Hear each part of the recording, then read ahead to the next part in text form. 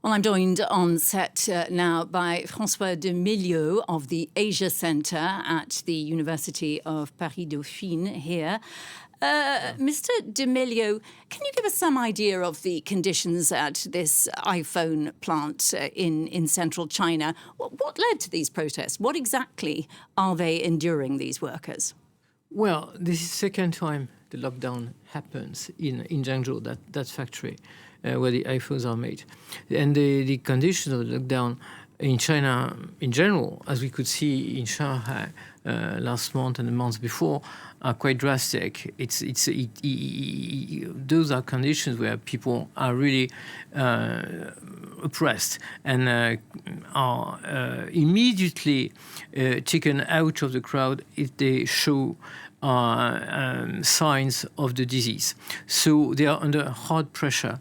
On top of this, of course, you have the pressure of work. 200,000 people, many people in that factory site. And they know how essential this production is for China, for the image of China. Let us remind as well that Foxconn is a company coming from Taiwan. So Foxconn is also a symbol of the ability to work in China when you invest from Taiwan. And beyond Taiwan, there are also investors from all over the world who are now discovering that conditions of subcontracting to China are not only more and more expensive, more and more difficult, but possibly more and more conflicting because you have such situations. And how worried are those companies? There is talk sometimes of a boycott of companies whose workers contracted out are enduring these kind of conditions. Are companies really worried about that?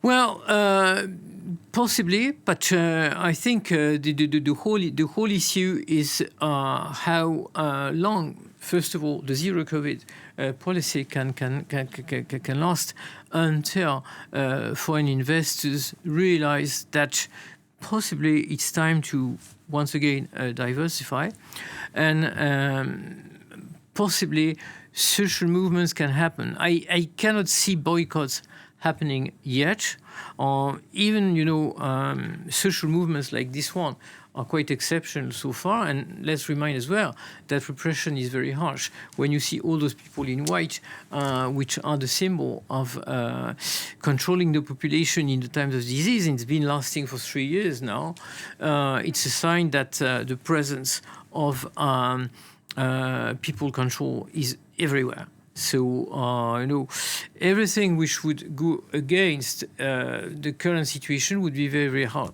to happen, and the current situation is very hard to reverse. However, this is significant enough that Wang Litian,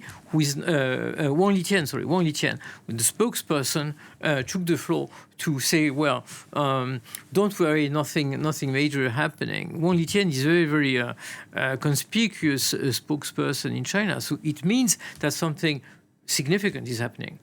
So, I mean, is there an end in sight? Is China not really worried for its economy? No, it's a sign that something has to give in China, and possibly after the 20th Congress, as we could see 2 weeks ago. Indeed, there are signs of temporary or lasting openness from the regime, because many people realize that it has gone very, very far. Now you have signs of possibly relaxing somewhat the zero COVID policy, but of course relaxing somewhat the zero COVID policy also has consequences, because you may have more cases, and if you have more cases, then the problem is all over again there. So you have to deal with it. But how did China get here? I mean, the rest of the world had mass vaccination projects, which were more or less successful, but mostly they have been able to move forward. How is it that China is stuck in this situation? First of all, everyone has realized that zero COVID policy doesn't work. So China is the very last country which still believes in zero COVID. Why? One, because probably the vaccines which were used before, because now you could have access to foreign vaccines in China, they were not as efficient as probably the vaccines which were used abroad.